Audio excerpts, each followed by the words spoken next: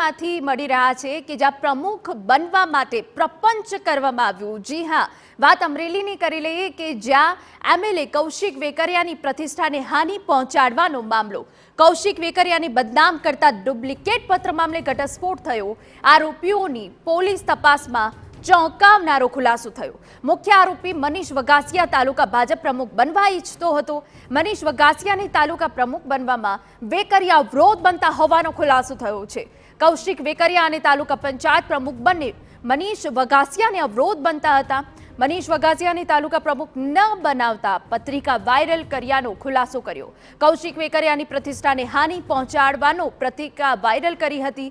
હજુ આ અંગે પોલીસ તપાસમાં ચોંકાવનારા ખુલાસા થઈ શકે છે।